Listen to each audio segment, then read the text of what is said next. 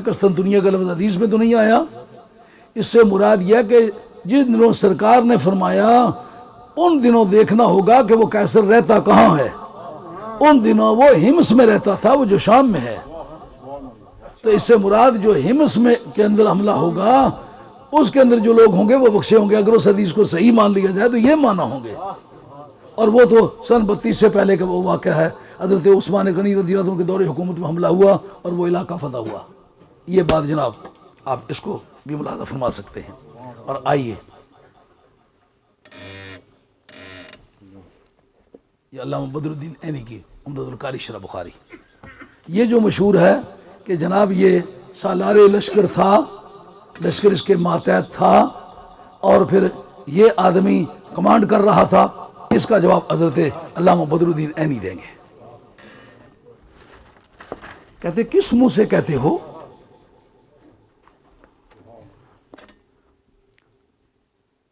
کہتے ہیں والاسخ ان یزید بن معاویہ غزل قسطنطنیہ فی سنتین و 50 کا وہ جو پہلی مرتبہ حملہ ہوا تھا وہ سن 44 میں ہوا تھا. یہ جس حملے میں شریک ہوا وہ سن 52 ہے. لیکن یہ بھی کامل پہ پیش کرنے والا ہوں جو بتائے گا کہ شامل ہوا تو کس طرح شامل ہوا. ہاں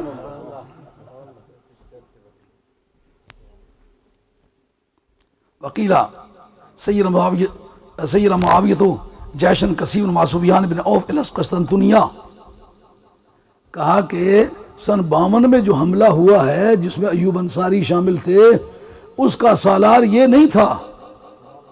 اس کا سالار حضرت سفیان بن عوف تھے. ایک منٹ دونوں آ جائیں ادھر، ایک منٹ تو آپ دیکھ لیں. سیرا معاویہ جیشن کثیفا مع سفیان بن عوف الى القسطنطنیہ فاوغلوا الى بلاد الروم وكان في ذلك الجيش ابن عباس وابن عمر وابن الزبیر وابو ایوب انصاری وتوفی ابو ایوب فی مدت الحصار. قلت الازہر ان هؤلاء السادات من الثابت كانوا مع سفیان. یہ یزید کے ساتھ نہیں تھے، سفیان بن عوف سالار لشکر تھے. یہ علامہ بدر الدین عینی ہے، عمدۃ القاری شرح بخاری ہے. اور وہ کہتے ہیں لم یکون مع یزید بن معاویہ لانه لم یکن اعلن ان یکون هؤلاء السادات فی خدمتہ. کہا اتنا گھٹیا آدمی تھا کہ اس طرح کے بزرگ لوگ اس کے ماتحت چل سکتے تھے. یہ روایت سراسر غلط ہے، اس کی کوئی اصل نہیں ہے. ہاں یہ کہ اس میں شریک ہوا تھا. آئیے بتاتا ہوں شریک کس قیمت پر ہوا تھا. 5 سوار دلی سے آئے، لڈن وہاں کھدے پڑا نا اس کی کریالے آنکھا گو کسی نماز پڑھی آ اتھا گیا تو کسے نمازیہ کی سجدے نہیں حالت چھیڑی تو مڑی آیا.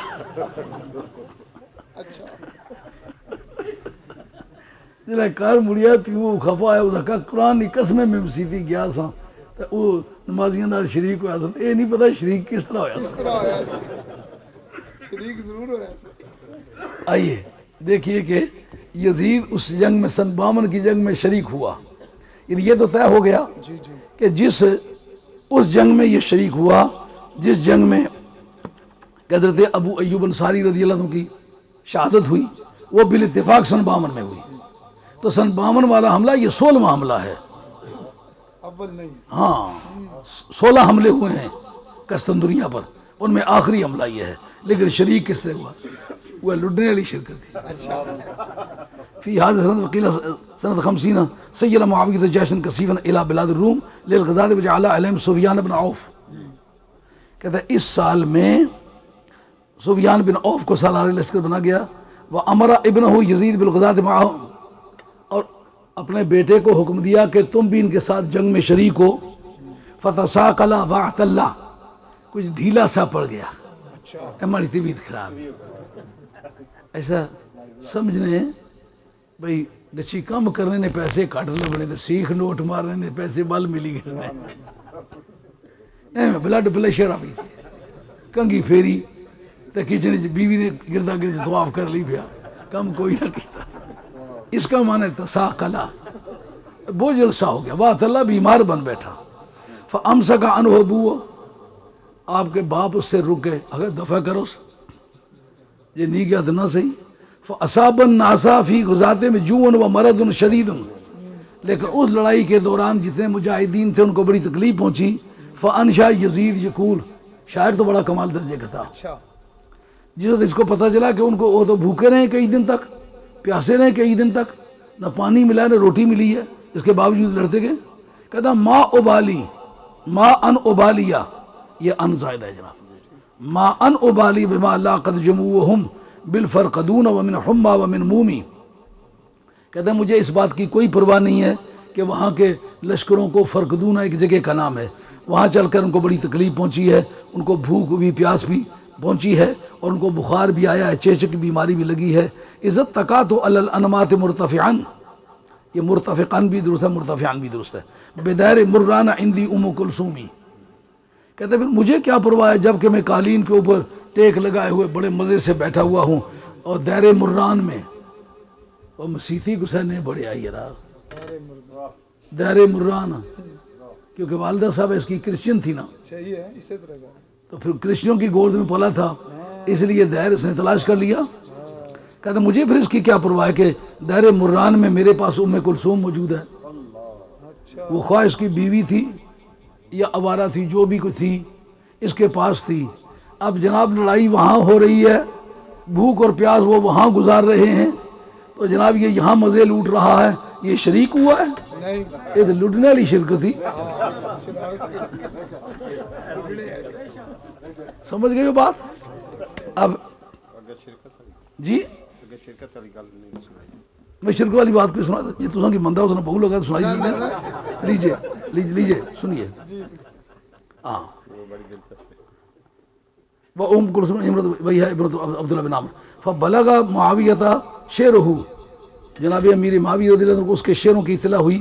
فاقسم علیہ لیلحقن بسفیان فی ارض الروم، کہ وہ جا کر کے سفیان کے ساتھ ارض روم میں ملے. پھر یہ سالار لشکر تو نہ وہ، یہ بات تو جھوٹی نکلی ہے نا، ہاں سالار لشکر کوئی اور ہے سارا لشکر تو ہو رہا ہے، جی. کوئی عقد جھوٹ ہوا ہے نا. کسی جگہ مولوی کے ساتھ تقریر کی تھی تو وہ کسی پوچھا وہ کیا سنجائی، اسے کہا وہ قرآن جی دسیا کوئی مولوی ساتھ اس نے پوچھا کہ کتیاں چائی کھڑیا ساتھ، پھر ادھر ہی یاد کرا بادشاہ بنی گیا. تو وہ پھر مڑی تو آیا، تو پھر بڑی مدتوں بعد ملاقات ہوئی، تو پھر آپ جسے کھیڑے لگا تو ہی کہ اس نے متعلق اطلاع کیسی گل؟ انہوں نے کہا دراصل گل یہی کہ کتیاں نہیں سا چائی کھڑیا، وہ گیارہ چائی کھڑیا. تو مولوی نے پتر نہیں سنا، وہ نبی نے پتر سا. تو پھر اصلی گل پوچھیں تو میں کوڑ پوچھی گل اس سچی کوئی نہیں. دیکھ لیجئے قرآن مجید کے واقعات اور حقائق کو لوگوں نے کس طرح تروڑا مروڑا ہے. یہاں بھی گئے جب شعر پہنچے تو انہوں نے کہا قسم کھا کے کہتا ہوں کہ تمہیں ارض روم میں جانا ہوگا تاکہ اس سے ملاقات کرے. وَلِيُصِيبَهُ مَا أَصَابَ النَّاسِ، تاکہ اس کو بھی وہی مصیبت پہنچے جو لوگوں کو پہنچی ہے. فَسَارَ، وہ چل دیا. وَمَعَهُ جَمْعٌ كَثِيرٌ، اس کے ساتھ بہت سارے لوگ اور بھی تھے. اضافہم الیہ ابوہ، جو والد صاحب نے بھیجا تھے اس کو مار پیٹ کے کہیں لے جاؤ، لیکن سارا ہے نا روانہ ہوا، پہنچا تو نہیں. روانہ ہوا. سمجھ آ گئی بات؟ اتنی ساری شرکت تھی. فرق ہے دو. وکان حاضر جیسے فی حاضر جیسے ابن عباس ابن عمر و ابن الزبیر و ابو ایوب انصاری وغیرہم عبد العزیز بن زرارہ الکلابی فاغلوا فی بلاد الروم حتی بلغ قسطنطنیہ. یہ تو نہیں پہنچا نا، وہ قسطنطنیہ میں پہنچ گئے. فقتل المسلمون، یہ آگے پھر سارا ان کے مزید واقعات. لیکن بہرحال یہ کہ یہ کہاں تھا اس وقت جب ان پر ایسے بھوک اور پیاس کی مشکلات آ رہی تھی. حملہ تو انہوں نے کر دیا، تو پہلا حملہ اگر اس کے نزدیک وجہ استحقاق جنت ہے تو وہ تو پہلے جو جنتی ہونے والے تھے وہ ہو گئے. حالانکہ وہ حدیث قابل احتجاج ہی نہیں، کیونکہ بخاری سے پہلے جتنی کتابیں تھیں، مثلا مصنف عبد الرزاق سے انہوں نے حدیثیں لی ہیں، اس میں نہیں ہے. مسند امام احمد سے لی ہیں، اس میں نہیں ہے. یہ میں نے اس پر بھی نشانات لگائے، لیکن کتابیں 200 سے زیادہ بن جاتی تھی پھر. اسی طرح یہ مصنف ابن ابی شیبہ سے لی ہیں، اس کے اندر وہ حدیث نہیں ہے. جس نے بیان کیا ہے کہ اس طرح وہ حدیث ہے، آل مدینہ نے جیسے روایت ویسے ہے، اس کا مطلب بخاری سے پہلوں نے بھی روایت نہیں کی، بخاری کے دور کے لوگوں نے بھی روایت نہیں کی. بخاری نے خود بھی کوئی بندہ تلاش ایسا نہیں کر سکے کہ جو ان لفظوں کے ساتھ اس کو روایت کر سکے. اس کا مطلب بخاری نے خود اس کا تفرد ثابت کیا ہے. تو جب وہ متفرد ہے اور مخالفت کن کی کرتا ہے؟ آل مدینہ کی. آل مدینہ کے مقابلے میں آل شام کی حدیث قابل اعتماد ہی نہیں ہے. بات کریں سمجھ آ گئی بات. اچھا ہوں جی تصا نے اگے جان سننی وے تو ٹوری اگے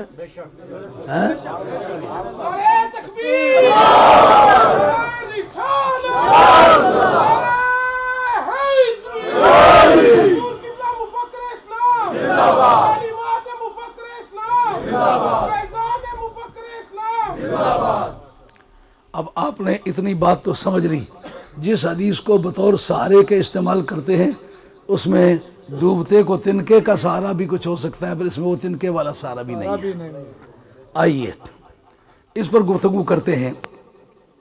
یہ میرے پاس کتاب ہے حضرت امام جلال الدین السیوطی رحمۃ اللہ تعالی علیہ کی، اس کا نام ہے تاریخ الخلفاء، صفحہ نمبر ہے 209. اس کے اندر بحث ہوگی کہ یزید کون تھا، کرتا کیا تھا، عقائد اس کے کیسے تھے، اور اس وقت کے آل اللہ نے اس کے بارے میں کیا رائے قائم کی. ایک دن ہم ایسا رکھیں گے جس میں صرف ان لوگوں کی آراء پیش کریں گے جو صحابہ تھے، جو تابعین تھے، اس کے بعد آل اللہ لوگ جو تھے ان کی کیا رائے یزید کے بارے میں تھی. لیکن سر دست آپ کے سامنے اتنی بات پیش کرتے ہیں جس کو یہ جنت کا ٹھیکیدار بنانا چاہتے ہیں، اس کا کیریکٹر کیا تھا. آئیے حضرت امام جلال الدین السیوطی رحمۃ اللہ تعالی علیہ ایک جگہ لکھتے وقت فرماتے ہیں کہ حضرت امام حسین اور آپ کے ساتھیوں کو شہید کرنے والا خود یزید ہے، یزید کی سنگت ہے، اور اللہ تعالیٰ کی اس پر لعنت ہے. آپ خود فرماتے ہیں اللہ تعالیٰ کی لعنت ہے. نام لے کے لعنت کرنا یہ علامت کفر ہے، جس کا خاتمہ کفر پر ثابت نہ ہو. ابھی میں آپ کے سامنے نبراس شرح عقائد جو عالم اسلام کی مانی ہوئی شخصیت کی لکھی ہوئی ہے، پورے شرق الاوسط کا استاد ہے، پورے ہندوستان کا استاد ہے، پورے افغانستان کا استاد ہے، پورے رشین اسٹیٹ کے جتنے علماء گزرے ان کا استاد ہے علامہ تفتزانی. ان کی ہے شرح عقائد. شرح عقائد کی شرح ہے نبراس میرے پاس موجود ہے، ابھی پیش کرتا ہوں. جس کا خاتمہ کفر پر ثابت نہ ہو اس پر نام لے کے خاص طور پر لعنت کرنے کی اجازت نہیں ہے. کیٹیگری وائز آپ لعنت کر سکتے ہیں، لعنت اللہ علی الکاذبین، لعنت اللہ علی المنافقین، لعنت اللہ علی الکافرین. کیٹیگری وائز آپ لعنت کر سکتے ہیں، لیکن نام لے کے اس وقت لعنت کرنے کے آپ مجاز ہوں گے جس وقت اس کا خاتمہ کفر پر ثابت ہو. سمجھ آ گئی بات؟ آئیے جو موجبات کفر ہیں یزید کے، ان میں سے کون کون سی بات ہے. کانا سبب خلع آل المدینۃ لہو ان یزید اسرف فی المعاصی واخرج الواقدی. واقدی بڑے خاص مقتدیوں میں سے ہے. یزید کے جو بڑے خاص مقتدی ہیں نا ان میں سے واقدی جھوٹوں کا امام ہے. یعنی جتنا بھی آل بیت کے خلاف جھوٹ آدمی نے کہے نا وہ یہ آدمی ہے واقدی. لیکن واقدی ہو کر اگر اس کے خلاف لکھے تو یہ ایکسکلپٹری ایویڈنس ہے، ان کے دھڑے کا آدمی ان کے خلاف بات کر رہا ہے. اخرج الواقدی من طرق ان عبداللہ بن حضرہ بن غسیل الملائکہ قال واللہ ما خرجنا علی یزید حتی خفنا ان نرما بالحجارۃ من السماء. آل مدینہ نے بغاوت کی یزید سے، اور وہ کہتے ہیں حضرت عبداللہ بن حنظلہ غسیل الملائکہ رضی اللہ تعالیٰ عنہ ایک صحابی ہیں جو اس وقت اپنی بیوی کے پاس تھے جس وقت کے نبی پاک علیہ السلام نے بلایا کہ اس وقت میدان میں نکلو، لڑائی کا وقت ہے. انہوں نے اپنی فراغت کا انتظار نہیں کیا، اٹھ کے کپڑے پہن کے دوڑ دیے، اسی حالت میں شہید ہو گئے. ان کے شہادت کے بعد دیکھا کہ ان کے کپڑوں سے پانی ٹپک رہا ہے. صحابہ نے پوچھا یا رسول اللہ ان کے کپڑوں سے پانی کیوں ٹپک رہا ہے؟ فرمایا کہ یہ حالت جنابت میں تھا، اللہ تعالیٰ نے فرشتے معمور کیے کہ اس کو غسل دیں، تو انہوں نے غسل دیا اس لیے پانی ٹپک رہا ہے. یہ ان کے صاحبزادے حضرت عبداللہ، یہ فقہائے مدینہ میں سے ہیں، فقیہ ہیں، لویر ہیں. یہ کہتے ہیں ہم نے جس وقت یزید کے خلاف بغاوت کی اس وقت خفنا ان نرما بالحجارۃ من السماء، ہم ڈر گئے اب اگر ہم نے اس کو نہ چھوڑا، یہ اس کی مخالفت نہ کی، آسمان سے پتھر برسیں گے. ہم باطل پر چپ بیٹھے ہیں، ہمیں اس وقت خطرہ قبول کرنا چاہیے. لیکن اس وقت اس کو قبول نہیں کرنا چاہیے، کیونکہ انہو رجل، کیونکہ یہ ایسا شخص ہے ینکحُ امہات الاولادہ، یہ ماؤں کے نکاح بیٹوں سے کرتا ہے۔ کیوں مولانا فالکفر باستحلال الحرام، یہ شرع قائد کی عبارت ہے کہ نہیں؟ ایک آدمی کسی حرام کام کو حلال سمجھ لے، کرنے سے پہلے کافر ہو جاتا ہے۔ تو جب وہ عملاً ماؤں کے نکاح بیٹوں سے کرتا تھا، پھر اس کے کفر میں شک کیا باقی رہ گیا؟ اور والبنات والاخوات، بیٹیوں کے نکاح باپوں سے، بہنوں کے نکاح بھائیوں سے کرتا تھا۔ اب جناب کفر یزید کے لیے آپ کو کیا مٹیریل چاہیے؟ لکھنے والا امام جلال الدین سیوطی ہے، اور وہ کہتے ہیں کہ اس پر کافی اکابر لوگوں نے لعنت کی ہے۔ میں زیاد پر بھی لعنت کرتا ہوں اور یزید پر بھی لعنت کرتا ہوں۔ اب یہ بات تو آپ کی سمجھ میں آ گئی ہے کہ حرام کو حلال سمجھنے والا، حلال کو حرام سمجھنے والا کافر ہے، اور پورے مدینہ شریف نے اگر مل کے اس کے خلاف بغاوت کی ہے تو اہل مدینہ کا مذہب اور حدیث اولیت رکھتا ہے کہ نہیں رکھتا؟ ان کا اس کے خلاف ہونا اس کے خلاف کافی بڑی شہادت نہیں ہے؟ ایک سفر میں ایک مولانا کہہ رہے ممکن ہے توبہ کری کی دی ہے، میں تمہارا بھائی سے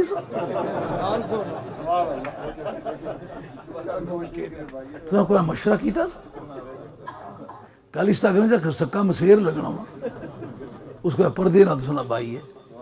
کہنے ویسے ایسے گنجائش تو لگتی ہے۔ میں نے کہا مولانا آپ یہ بات ذہن میں رکھ لیں، یقین یقین سے باطل ہوتا ہے، یقین شک سے باطل نہیں ہوتا۔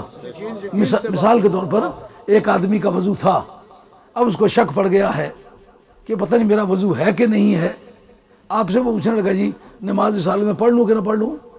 آپ اس سے پوچھنے کے پابند ہیں، بتا وضو کرنے کا تو تجھے یقین ہے، تجھے وضو کیا تھا نا؟ جی کیا تھا۔ توڑنے کا شک ہے نا، یقین تو نہیں؟ کہ نہیں، کہ پھر نماز پڑھ سکتے ہو۔ کیوں کہ وضو کرنا یقین سے ثابت تھا۔ اب یقین کا ازالہ یقین سے ہوگا، اگر سچ مجھ تمہیں یقین ہے تم نے توڑا ہے تو پھر تمہارا وضو نہیں رہا۔ شک سے یقین زائل نہیں ہوا کرتا، اس کا کفر کرنا یہ یقین سے ثابت ہے، لیکن اس کا توبہ کرنا مولوی صاحب کے ایسے گنجائش سے ثابت ہوتا ہے۔ یہ شک سے یہ بات ثابت نہیں ہوتی، یہ سچائی سے ثابت ہوگی۔ کیوں جناب یہ بات موجود ہے کہ نہیں؟ اچھا اب جناب انہوں نے اب تشریف رکھے، پھر جو ضرورت پڑے گی پھر آپ اس کو زحمت دوں گا، لیکن یہ بات تو آپ نے بلا فرما لی۔ یہ امام جلال الدین سیوطی معمولی آدمی نہیں ہے، تاریخ الخلفاء ہے، انہوں نے یزید کے واقعات اور حقائق لکھے ہیں۔ اس سے یہ حقیقت تشت ازبام ہوتی ہے کہ نہیں کہ محض عداوت آل بیت کی وجہ سے ایک دنیا بھر کا مردود انسان اس کو اچھالتے پھرتے ہیں یہ جنتی ہے، یہ جنتیت نہیں۔ یہ بات آپ کو ذہن میں رکھنی پڑے گی، جس نے ماؤں کے نکاح بیٹوں سے کیے، بہنوں کے نکاح بھائیوں سے کیے، بیٹیوں کے نکاح باپوں سے کیے، دنیا کا کوئی قاعدہ اس کے ایمان کی سلامتی نہ ہرگز نہیں پیش کر سکتا۔ یقیناً وہ کافر ہے، لیکن یہ کہ ہم نے اس کو کافر کافر کیوں نہیں کیا؟ جتنا تک تساں چپ رہے ہو اساں بھی چپ رہے ہیں، ہوں جے تساں چھیڑی ہے تو تگڑے ہو۔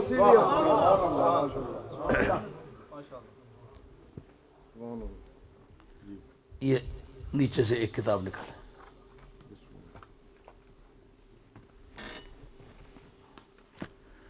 یہ میرے پاس شرح فقہ اکبر ہے، اس کا متن لکھا ہوا ہے حضرت امام ابو حنیفہ رضی اللہ تعالیٰ کا، لیکن اس کی شرح لکھی ہے حضرت ملا علی قاری رحمۃ اللہ تعالیٰ علیہ نے۔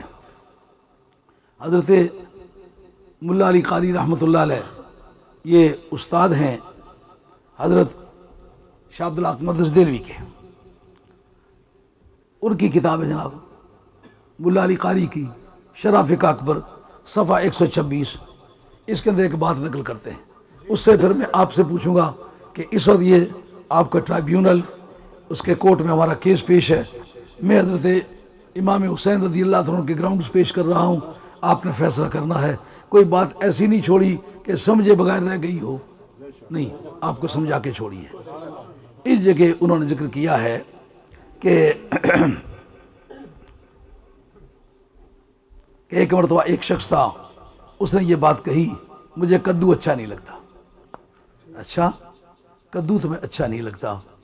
امام یوسف رحمۃ اللہ علیہ وہاں موجود تھے، انہوں نے کہا کہ فقال رجل انا ما احبها فحکم بارتداده وعلى هذا الاصول تبنى الفروع التي ذکرت فی الفتاوی. کہتے ہیں کہ یہ ایک قاعدہ ہے، نبی پاک علیہ السلام نے جس چیز کو پسند کیا ہے اس کو ناپسند کرے تو کیا ہوگا؟ کہتے ہیں نبی کریم علیہ السلام کدو پسند کر کے کھایا کرتے تھے.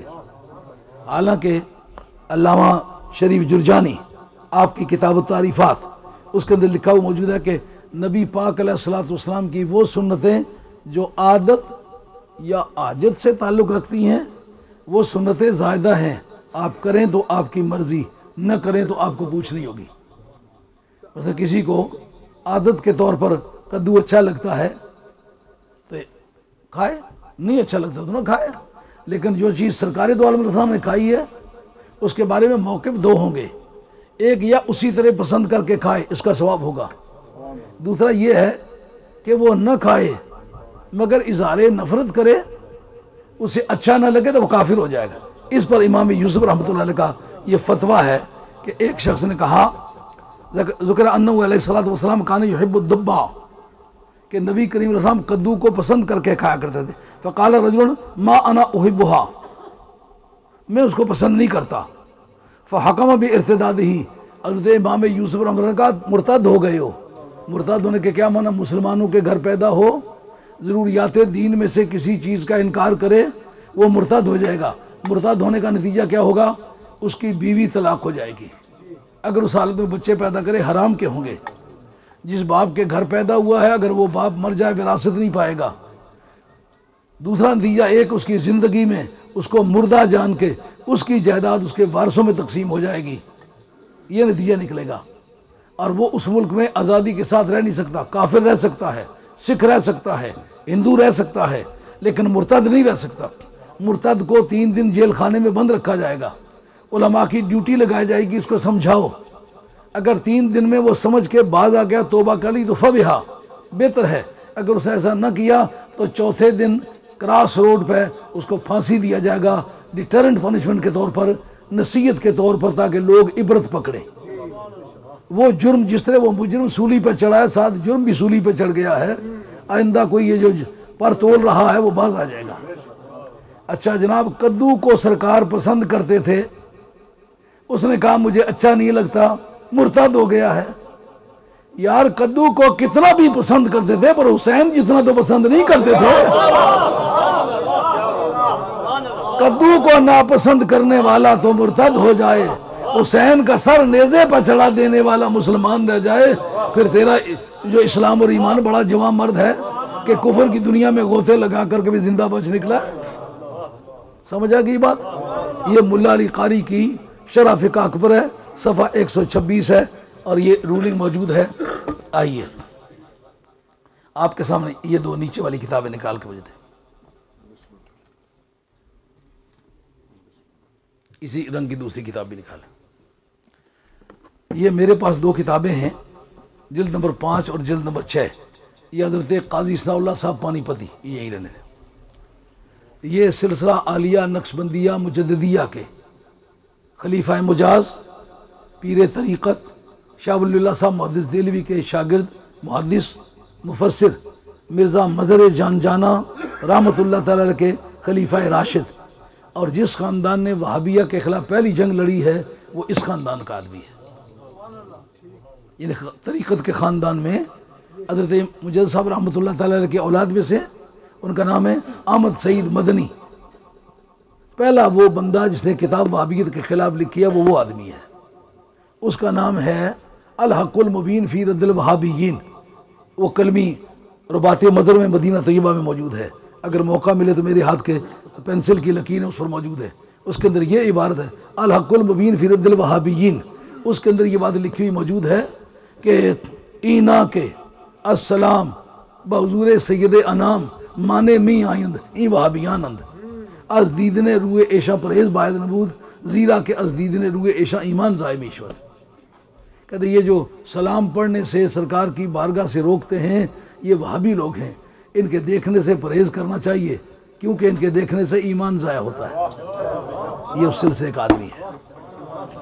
یہ میرے پاس تفسیر مظہری ہے جو عنوان کلام کے طور پر میں نے آپ کے سامنے آیت پڑھی تھی، اب اس کا ترجمہ اس کی زبان میں پیش کرتا ہوں۔ یہ سورہ ابراہیم کی جو سورت نمبر 14 ہے اور آیت نمبر 25 ہے، اس کے اندر آیت نمبر 28 ہے، اس کے اندر بیان کرتے ہیں الم تر الی الذین بدلوا نعمت اللہ کفرا واحلوا قومهم دار البوار جہنم یصلونها وبئس القرار۔ یہ جڑے بندے اگے پیچھے اٹھنے بیٹھنے نا گھبراؤ نے نسی نہیں سکنے، یہ صرف جڑا وضو نے ہے نا وہ مقدمہ وہ دراصل اس نے حاضری بڑی ضروری ہے، اس میں علاج کوئی نہیں نا، بندہ کہتا صبر کرنا چاہے تو پردہ بھی نہیں رہنا نا۔ جی اس جگہ لکھتے ہیں قاضی ثناء اللہ صاحب پانی پتی اخرج ابن مردوائے عن ابن عباس انه قال لعمر یا امیر المومنین هذه الآیت الذین بدلوا نعمت اللہ کفرا قال هم الافجران من قریش۔ حضرت عبداللہ ابن عباس کہتے ہیں میں نے جناب عمر فاروق رضی اللہ عنہ سے پوچھا گیا کہ یہ جو قرآن مجید میں آیا کہ آپ نے ان لوگوں کو نہیں دیکھا جنہوں نے اللہ کی نعمت کو کفر سے بدل دیا ہے۔ کفر کے دو معنی ہیں، نعمت کا قرینہ دلالت کرتا ہے کہ اس سے مراد ناشکری ہو، لیکن آگے جہنم کا قرینہ دلالت کرتا ہے اس کفر سے مراد کفر ہو، سمجھو؟ ہاں عمر گزری ہے اسی دشت کی سیاہی میں، جو بات کسی نے آپ سے کرنی ہے وہ پہلے بتاتے ہیں تاکہ آپ کو دقت نہ ہو۔ کہیں گے اس سے مراد کفران نعمت ہے، اس سے کفر مراد نہیں، کہا کفران نعمت مراد ہوتا تو پھر احلوا قومهم دار البوار جہنم یصلونہا کیوں آتا؟ جہنم ان کا ٹھکانہ ہوگا، جہنم ٹھکانہ تو کفار کا ہوتا ہے، وہ بئس القرار، اور وہ بری جگہ ہے ٹھہرنے کی۔ لفظ قرار جو ہے یہ دلالت کرتا ہے دوام قیام پر، یعنی دائمی جہنمی ہیں وہ، تو دوام جہنم جو ہے کفار کا حصہ ہے، ناشکروں کا حصہ نہیں ہے۔ سمجھ آ گئی بات کہ نہیں آ رہی؟ جب آپ بات کریں گے نا یہ سورہ ابراہیم سورت نمبر 14 کی آیت نمبر 28 کے بارے میں کہ الم تر الی الذین بدلوا نعمت اللہ کفرا واحلوا قومهم دار البوار جہنم یصلونہا وبئس القرار، تو کہیں گے اس سے مراد کفر نہیں ہے، اس سے مراد اللہ تعالیٰ کی نعمتوں کی ناشکری ہے۔ ہم کہیں گے ناشکری مراد ہوتی تو اس سے کوئی معمولی سزا ہوتی، جہنم کی دائمی سزا تو مراد نہ ہوتی۔ نعمت کے مقابلے میں کفران ناشکری کو کہنا چاہیے، مگر اس کے دو قرینے موجود ہیں، ایک وہ قرینہ موجود ہے جو ناشکری کے معنی دیتا ہے وہ نعمت، اور دوسرا دوام جہنم یہ کفر کے معنی دیتا ہے۔ پھر اس سے تقوید کس سے مل جائے گی؟ جو جناب فاروق اعظم کی روایت ہے اس سے تقوید مل جائے گی۔ ان سے کون مراد ہے؟ حضرت عبداللہ ابن عباس۔ یہی وجہ ہے کہ قرآن مجید کا ترجمہ اور تفسیر عربی کے زور سے کرنے والے ہمیشہ گمراہ ہوتے ہیں، ان کو سرکار کو بیچ میں رکھنا پڑے گا، صحابہ کو بیچ میں رکھنا پڑے گا، ان سے پوچھنا پڑے گا کہ اس کے کیا معنی ہے۔ اب جناب مولانا مزہ بھی آ رہا ہے کہ نہیں آ رہا ہے؟ آج واقعی آپ کی اس کرامت کا میں قائل ہوں کہ آپ میرے سامنے آنکھیں کھول کے سو جایا کرتے ہیں، مگر آج اللہ کا فضل ہے آپ جاگ رہے ہیں، معلوم ہوتا ہے کوئی جستجو ہے آپ کو۔ کہتے ہیں کہ حضرت فاروق اعظم سے پوچھا یا رسول اللہ یہ کون لوگ مراد ہیں جنہوں نے اللہ کی نعمت کو کفر سے بدل ڈالا ہے؟ کہا هم الافجران من قریش، وہ قریش کے دو اللہ تعالیٰ کی سرحدوں کو توڑنے والے قبیلے ہیں۔ کہا کون کون سے؟ بنو المغیرہ و بنو امیہ، ایک بنو مغیرہ ہیں اور ایک بنو امیہ۔ بنو مغیرہ کون؟ ولید جو مولا مرتضیٰ کی پہلی ضرب سے گرا تھا، اور جنیاں نہیں ریساں تھاڑیاں ایمان نال کہتے بھوکے بھی ساری زندگی رہی ہے نا، ایک بار آخا علی نے پتر میں سمجھتا ہوں لاکھ مربع ایک طرف، اور یہ کہنا کہ میں علی کی اولاد میں سے ہوں۔ پہلے فاجروں کا خاتمہ مولا مرتضیٰ نے کیا ہے، پہلی ضرب سے ولید گرا، دوسری ضربات سے عتبہ گرا، اور تیسری ضربات امیر حمزہ اور حضرت حیدر کرار کی مشترکہ ضربوں سے شیبہ مرا۔ مقابلے میں آئے تھے نا ولید کے مقابلے مولا مرتضیٰ سے، پہلی ضرب سے جو گرا سلم بدر کے اکھاڑے میں، پہلی ضرب علی کی تھی۔ کمبے مکے دے کفار جی چل گئی حیدر دی تلوار۔ اور دوسرا جو عتبہ تھا امیر حمزہ کے مقابلے میں تھا. حضرت امیر حمزہ بلا کے چاقو چوبند جس کو ایکٹیو کہتے ہیں نا، سمارٹ، صحیح معنی میں سمارٹ آدمی تھے. آپ کے پاؤں میں خم تھا، اس لیے جمپ کرے گھوڑا اتنا جمپ نہیں لے سکتا. اسی لیے کبڈی کے جتنے کھلاڑی ہیں نا جس کے پاؤں میں یہ محراب اس کی جو ہے نا arch of bridge of foot جس کو کہنا چاہیے، آرچ آف فٹ بھی کہہ سکتے ہیں اور برج آف فٹ بھی کہہ سکتے ہیں. پیرانی کوڑی اس کو یہ آرچ یا برج کہتے ہیں. جتنی اونچی ہو نا، نیچے خم زیادہ ہو، اتنا ہی جمپ کرے تو دور جاتا ہے. جناب امیر حمزہ سرزمین حجاز میں ان کے برابر کا کوئی آدمی ایسا چاقو چوبند اور چست اور دلیر بہادر آدمی نہیں تھا. عتبہ ان کے ہاتھ سے مارا گیا تھا. شیبہ حضرت نبی کریم صلی اللہ علیہ وسلم کے چچا زاد بھائی تھے. حارث بن ابی عبیدہ ان کی شہادت عمل میں آ گئی تھی، حضور کے چچیرے بھائی تھے، لیکن اس کو حضرت امیر حمزہ اور جناب حیدر کرار کے مشترکہ تلواروں نے ختم کر دیا تھا. ان تین شخصوں کا خاتمہ اس خاندان کا خاتمہ تھا. سیاسی قیادت، فوجی قیادت، فکری قیادت جس نے تباہ کر کے رکھ دی، وہ ان تین آدمیوں کا قتل تھا. تو حضرت فاروق اعظم کہنے لگے کہ یہ جو کہا نا جنہوں نے اللہ کی نعمتوں کو بدلا، ایک بنو مغیرہ ہے اور دوسرا بنو امیہ. کہ اما بنو مغیرہ فکفیت منہ یوم بدر، تو ایک وہ جو جماعت تھی نا بنو مغیرہ، ان کا خاتمہ تو آپ نے بدر میں کر دیا، لیکن رہ گئے بنو امیہ فمتعوا حتی حین، ایک وقت تک ان کو کفر سے فائدہ اٹھانے کا موقع ملتا رہا. اور چونکہ ہم لوگ سنی ہیں، ہم نے اس بات کا ہمیشہ احتیاط کرنا ہے کہ جناب امیر حمزہ حضرت امیر معاویہ رضی اللہ عنہ سرکار کے صحابی ہیں، ان کی شان میں کوئی گستاخی کی بات کرنی بھی نہیں، کرنے دینی بھی نہیں، سننی بھی نہیں، سنانی بھی نہیں. کہتے ہیں وَقَذَا ذَكَرَ الْبَغْوِيُّ قول عمر رضی اللہ عنہ اخرج ابن جریر و ابن منذر و ابن ابی حاتم و طبرانی فی الاوسط والحاکم وسقہ و ابن بردوہ بن طرق عن علی رضی اللہ عنہ فذکر مثلہ. قلت اما بنو امیہ، اب یہ کہتے ہیں خود قاضی صاحب کہتے ہیں، میں کہتا ہوں بنی امیہ جو تھے وہ متعوا بالکفر حتی اسلم ابو سفیان و معاویہ و عمر بن العاص، یہ تینوں سرکار کے صحابی بنے ہیں. ابو سفیان زمانے کفر میں کتنے بھی برائیاں کی ہیں، لیکن الاسلام یاد ما کان قبلہ، اسلام سے پہلے جو کسی آدمی نے برائیاں کی ہوں، اسلام قبول کرنے کے بعد وہ اس کی بدشورتی کا، بدنامی کا سبب نہیں ٹھہر سکتی. اسلام صاحب کا گناہ اس کے معاف کر دیتا ہے. کہتا ہے کہ پھر انہوں نے کفر سے فائدہ تو اٹھایا، لیکن ابو سفیان بھی، معاویہ بھی، عمر بن العاص بھی مسلمان ہو گئے. ثم کفر یزید، پھر یزید کافر ہوا. کیونکہ اس آیت کا پھر مصداق کہاں گیا کہ کفروا الم تر الی الذین بدلوا نعمت اللہ کفرا، آپ نے ان لوگوں کو نہیں دیکھا جنہوں نے اللہ کی نعمت کو کفر سے بدل دیا. سرکار کی ذات تھی، نعمت تھی پروردگار کی، جنہوں نے اس کو کفر سے بدل دیا وہ یہ خاندان ہے. کہ ان میں سے یہ چند صحابہ کرام حضور کے بارگاہ میں اسلام لے آئے. ثم کفر یزید و من معہ، پھر یزید نے اور اس کے ساتھیوں نے کفران نعمت کیا. بما انعم اللہ علیہ، کفران نعمت کا بھی ترجمہ انہوں نے کیا، یہ کفران نعمت کا ترجمہ ہے. وانتصبوا لعداوت آل النبی صلی اللہ علیہ وسلم، اور انہوں نے آل نبی کی دشمنی پر کمر باندھ لی. وقتلوا حسین رضی اللہ تعالیٰ عنہ ظلما، اور امام حسین کو ظلم سے انہوں نے قتل کیا. اسی کے کہیں کہ قاضی صاحب نے تو کفران نعمت لکھا، تو آپ کفر کس طرح کہتے ہیں؟ آئیے آگے. وَكَفَرَ یزید بدین محمد، یزید نے دین محمدی سے کفر کیا. کیسے؟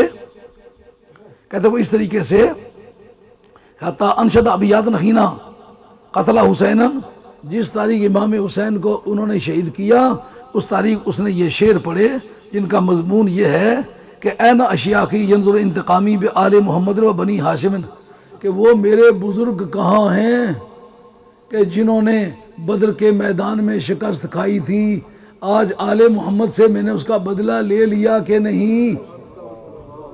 اب جناب آل محمد سے لے بدلہ، اس کا مطلب کفر کا دھڑا کر رہا ہے. آئیے اس جگہ آپ کے سامنے علم عقائد کی رولنگ پیش کرتا ہوں. مزہ تو جب آئے نا کہ جب کوئی بات کو اطمینان کی حد تک پہنچا کے چھوڑے، سمجھ میں آئے بات اس نے سمجھی ہوئی ہے۔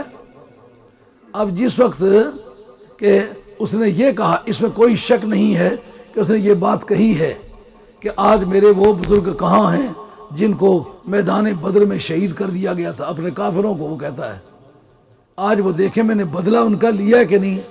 کافروں کی حمایت میں اسلام سے بدلہ لے، اور بدلہ بھی اس سے لے کہ جس کے پاؤں کی جوتی کی بے ادبی کرنے سے آدمی مرتد ہو جاتا ہے، اس کے کندھے کے شاہ سوار کی گردن اتارے پھر وہ خوشی محسوس کرے۔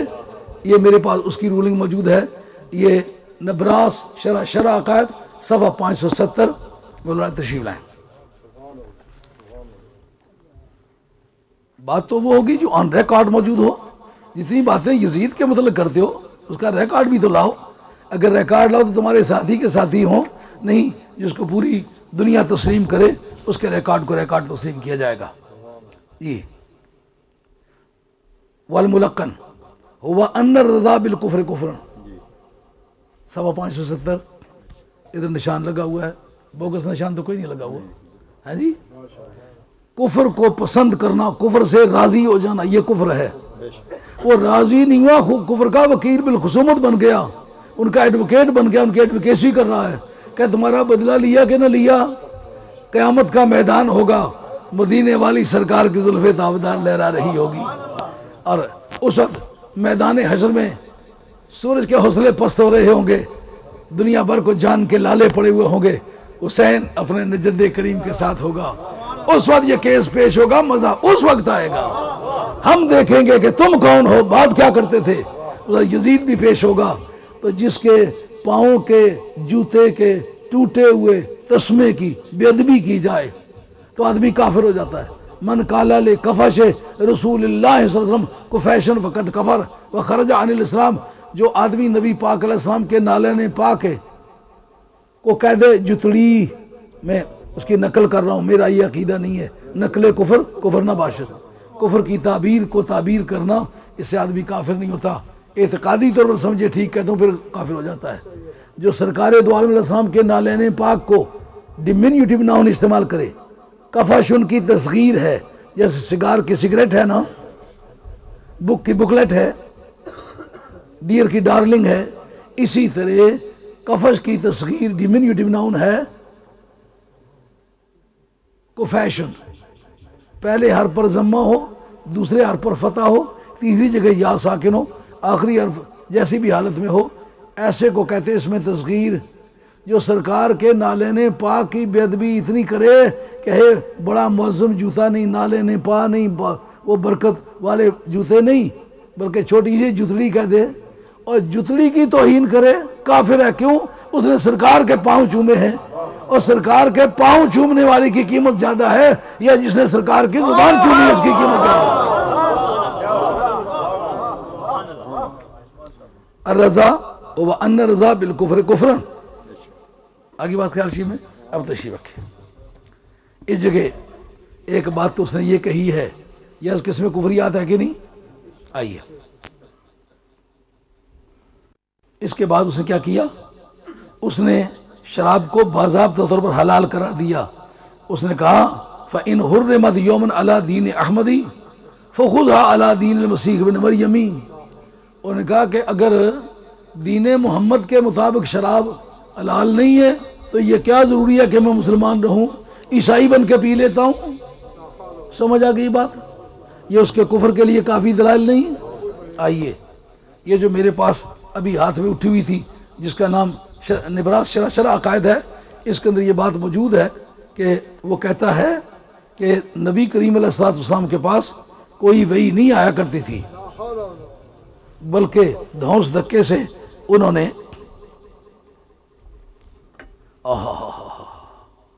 کہتا ہے کہ وقولہ یوم حملہ علیہ راس الحسین رضی اللہ تعالیٰ عنہ، کہتے ہیں کہ نبی پاک علیہ الصلوۃ والسلام کی بارگاہ میں کوئی وحی نہیں آئی۔ جو نبی پاک علیہ الصلوۃ والسلام کی وحی کا منکر ہو مسلمان رہ جائے گا۔ اور بڑا عجیب قسم کا مسلمان، ایسا سیمنٹڈ قسم کا مسلمان جس کو کفر والوں سے انشورنس اس کی کرائی ہوئی ہے، 100 کفر کرے پھر بھی وہ ایمان ضائع نہ ہو، بڑا عجیب و غریب قسم کا ایسا پیٹنٹ ایمان کسی کا نہیں دیکھا کہ کفر میں ڈوب گیا ہے، کفر میں رچ بس گیا ہے، پھر بھی ایمان سلامت ہے۔ ہاں ایک بابا ہونا سا بنگلڑا نا چوٹیاں شادہ نا امام سا داڑھی رنگی ہونی سی سوئی جی عدالت پیش ہونا تو کسی بندے آکھا بابا اس رتی نہ کوئی لحاظ کریا، یعنی جھوٹ نہ آکھیا، اندر جلے پڑھ لگانا تھا عورت کے تگڑیو تو یہ جو کئی کھاڑے کڈے اندر کسی کلمہ پڑھی صاف ستھری جھوٹی شہادت دی تو مڑیا انہیں داڑھی اس حد ٹکی رہی۔ یہ یزید والے ایمان کا بھی یہی قصہ ہے، ٹھیک مکمل 2 گھنٹے ہو گئے۔ ہاں تو اس وقت اس کو کلوز کرتے ہیں، پھر انشاءاللہ اگلا اس کا قصہ بعد میں چلاتے ہیں۔ آج کی اس تاریخ میں آپ کے سامنے چند چیزیں بیان ہوئیں۔ جس حدیث کو مد نظر رکھ کے کہتے ہیں وہ جنتی ہے، اس حدیث کی اصل ہی کچھ نہیں۔ جس حدیث کی اصل ہے وہ اس کے خلاف ہے، اس کی موجودگی میں یہ حدیث قابل قبول ہی نہیں۔ امام بخاری اس میں تنہا ہے، امام بخاری تنہا ہو، نہ پہلوں میں کسی نے اس کو روایت کیا ہو، نہ پچھلوں میں روایت کیا ہو، نہ اس وقت مرد بنے نہ پیش کریں آل حق میں سے اس کی روایت کے سوا کوئی دوسری بھی روایت نقل کی ہو۔ آدمی مجہول الحال ہے، جس کا پتہ ہی نہیں، اس نے حدیث بیان کی ہے جس کا آگا پیچھا ہی کچھ نہیں، مقابلے میں ان کے بیان کرتا ہے جو سرکار کے صحابی ہیں، سرکار کی زوجہ مبارکہ سے وہ روایت ہے، حضور کی خالہ سے روایت ہے، حضور کے 10 سالہ صحبت کے صحابی سے وہ روایت ہے، حضرت عبداللہ بن عباس سے روایت ہے، ایک صحابیہ سے الگ روایت ہے۔ تو ایک درجن کے ہیر پھیر میں بخاری میں نکال کے دی، جس نے ثابت کیا امام بخاری نے کہ میرے پاس اس ایک روایت کے سوا کچھ نہیں ہے، جس کا معنی یہ ہے کہ اگر میں تنہا رہ جاؤں، نہ پہلے میری موافقت کریں، نہ پچھلے میری مخالفت کریں، نہ دور حضرت میری موافقت کرے، تو بالظاہر ہے یہ بات کچی ہے، یہ قابل تسلیم نہیں ہے۔ اس کا وہ پہلا مقدمہ کہ وہ جنتی ہونے کے لیے جو حدیث ہے وہ، اور دوسرا یہ شامل ہوا وہ آپ کے سامنے ثابت کر دیا ہے کہ شامل کچھ نہیں ہوا، بوگس کہانیاں ہیں۔ اس کے بعد اس کے عقائد کیا تھے آپ نہیں دیکھتے؟ آل مدینہ پر حملہ اس نے کیا کہ نہیں؟ آل مدینہ پر حملہ کر کے مسجد نبوی میں سے گھوڑے باندھے کہ نہیں؟ جو حرمت مدینہ کو مباح قرار دے مسلمان رہ جاتا ہے؟ مدینہ طیبہ کے 1000 کنواری بچیوں کی عصمت لوٹی، پریگننٹ ہوئیں، 1000 ناجائز بچے پیدا ہوئے، اور ان کو وہ حرہ کے بیٹے کہا کرتے تھے۔ یہ ان کی تاریخ میں ہے کہ نہیں؟ مسجد نبوی میں کئی دنوں تک نہ اذان ہوئی نہ اقامت ہوئی۔ حضرت سعید بن المسیب کہتے میں نابینا ہو گیا تھا، تو مجھے یہ نہیں پتہ چلتا وقت کون سا ہے، سرکار کی قبر عطر سے اذان کی اور اقامت کی آواز آتی تھی، میں اس پر کھڑے ہو کر کے نماز پڑھتا تھا۔ وہی لشکر پھر بعد میں مکے کی طرف روانہ ہوا، اور یہ بے ایمان اس عرصے میں مر گیا۔ اور وہ جب وہاں پہنچے انہوں نے مرجنی کے باندھ کے تو کعبہ شریف پر بمبار کیے اور پتھر پھینکے، اور مدینہ سے مکہ شریف کی حرمت کو پامال کیا۔ تو جس جگہ بھیڑیا اور بھیڑ دونوں اکٹھے جائیں، حرم میں داخل ہو جائے، بھیڑیا بھیڑ پر حملہ آور نہیں ہوتا۔ خرگوش ہے، کتا پیچھے جا رہا ہے، اس حد میں داخل ہو گیا کتا چھوڑ دے گا۔ شہباز ہے، تیتر بھاگ رہا ہے، اس حد میں داخل ہو گیا، شہباز پیچھا نہیں کرے گا۔ تو جانور بھی اور درندے بھی اس کا پاس کرتے ہیں، انسان ہو کر اگر اس کو پامال کیا تو یہ یادگاریں یزید کے دور کی ہیں، اور اسی دور میں یہ بے ایمان ہلاک بھی ہوا ہے۔ 3.5 سال اس نے حکومت کی ہے، اور اس کی حکومت عالم اسلام کی تباہی کی یادگار ہے، اور صرف عالم اسلام کی نہیں بلکہ دنیا انسانیت کے ماتھے پر اس کی تاریخ ایک کلنک کا ٹیکہ ہے۔ اللہ میرا اور آپ کا خاتمہ سچے دین پر کرے۔ آئندہ راج صاحب جس وقت ہم بٹنا ٹرینڈ سے واپس آئیں گے تو سوموار والے دن تو ہم لوٹن میں ہوں گے، جو منگل کا دن ہے نا وہ یہاں وہ میں انشاءاللہ اپنے خرچے سے اس دن یہ محرم شریف کا دن مناؤں گا۔ میری ایک بھاوی صاحبہ فوت ہو گئی ہیں، ان کا ختم بھی اسی تاریخ کراؤں گا، لیکن آگے سے آپ جانتے ہیں کہ میں الگ حضرت امام علی مقام کا ختم شریف کرایا کرتا ہوں، تو پھر لنگر وغیرہ کا بڑا تسلی بخش انتظام ہوگا، اور جو کوئی نعت خوان حضرات آگے ان کی بھی جو خدمت کر سکتے ہیں کریں گے، جیسا آج مولانا نے مہربانی فرمائی کہ اس دن بھی آگے ان کے خطابات بھی سن لیں گے، تو پھر ٹوٹی پھوٹی باتیں جو رہ گئی ہیں وہ آپ کی خدمت میں پیش کروں گا۔ اب میں سمجھتا ہوں کھڑے ہو کے ہمیں سلام پڑھنا چاہیے، اور اس کے بعد پھر ہمیں نماز پڑھنی چاہیے، نماز کے بعد پھر لنگر تقسیم کرنا چاہیے۔ وما علینا إلا البلاغ المبين وآخر دعوانا أن الحمد لله رب العالمين الصلاة والسلام على رسول الكريم الحمد لله رحمت پہ لاکھوں سلام شمع بز میں ہدایت پہ لاکھوں سلام شمع بز میں ہدایت پہ لاکھوں سلام جس نے نانا کا وعدہ وفا کر دیا جس نے نانا کا وعدہ وفا کر دیا جس نے حق کربلا میں ادا کر دیا جس نے حق کربلا میں ادا کر دیا اور سارے کنبے کا کنبا سپرد خدا کر دیا کر لیا نوش جس نے شہادت کا جام کر لیا نوش جس نے شہادت کا جام اس حسین ابن حیدر پہ لاکھوں سلام مصطفیٰ جان رحمت پہ لاکھوں سلام شمع بز میں ہدایت پہ لاکھوں سلام آسیو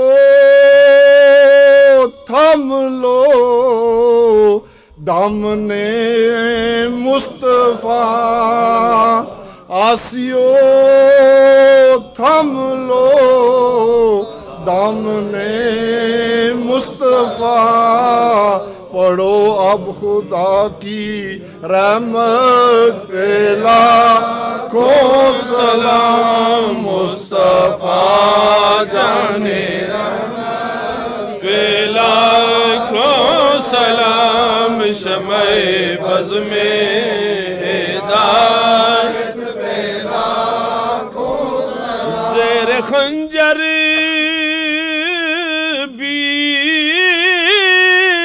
جس نے حق بات کہی چوٹ پر چوٹ جس نے سینے پہ سہی جس کی صغرا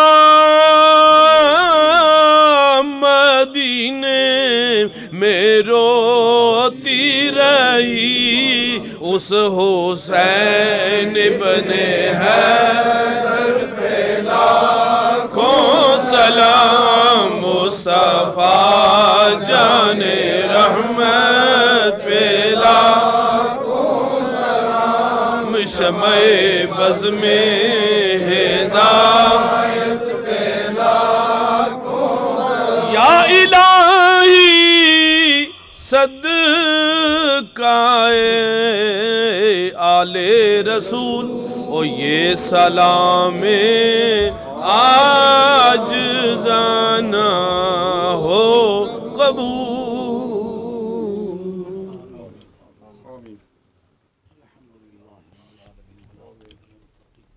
الصلاة والسلام على رسول اللہ آلہ واصحابہ اجمعین اے پروردگار عالم آج کی حاضری اپنی بارگاہ ہمیں منظور و مقبول فرما اور جن دوستوں نے آج کے اس اجتماع میں جانی مالی خدمت کی ہے اللہ کریم ان کو دونوں جہانوں کی نعمتوں سے مالا مال فرما جن علماء کرام نے سادات اعظام نے ثنا خانان رسول صلی اللہ علیہ وسلم نے اس مجلس کے رنگ و بو میں اضافہ کیا ہے مولا کریم کی صلاحیتوں میں برکت فرما دین و دنیا کی نعمتوں سے مالا مال فرما کہ ہمارے انتظامی ساتھی ہیں اور کوئی آدمی تو بھاگ سکتا ہے لیکن وہ بیچارے بھاگ نہیں سکتے ہر وقت ہماری خدمت کرتے ہیں اللہ کریم ان کے یہ خدمات اپنی بارگاہ میں منظور و مقبول فرما ان کی نسلوں کو ان کے خاندانوں کو ترقی عزت اور برکت عطا فرما ان کے جان مال میں عزت و آبرو میں صحتوں میں برکت فرما آج کے اس اجتماع میں جتنے مرد عورتیں بڈھے بچے شامل ہوئے ہیں نیک نیتی اور حسن عقیدہ کی شرط کے ساتھ مولا کریم سب کے بیڑے پار فرما، سب کی مشکلیں آسان فرما، اور دوش رسول کے شاہ سوار کے صدقے پنجتن پاک کی برکت سے، حسن و حسین کی برکت سے، مولا مرتضیٰ کی برکت سے، خاتون جنت کی برکت سے، نبی پاک علیہ السلام کے خاندان کے ائمہ آل بیت کی برکت سے مولا کریم تمام حاضرین کے بیڑے پار فرما، سب کی مشکلیں آسان فرما۔ پروردگار اپنے خزانہ غیب سے ہمیں کھلی جگہ عطا فرما، یہ جگہ ہمارے لیے ناکافی ہے، اللہ اپنا فضل فرما اور ہمارے وسائل کی کمی کو اپنے فضل سے پورا فرما، پورے عالم اسلام کو بول بالا فرما، مسلمانوں کی جمی مشکلیں آسان فرما، مذہب آل حق آل سنت والجماعت کو بالادستی عطا فرما، اور اولیاء اللہ کے نظام خانقاہی کو تازہ زندگی عطا فرما۔ اے اللہ جتنے علماء کرام ہمارے اس مشن کے حامی ہیں مولا کریم ان کے علم و فضل میں ترقی صدر برکت عطا فرما۔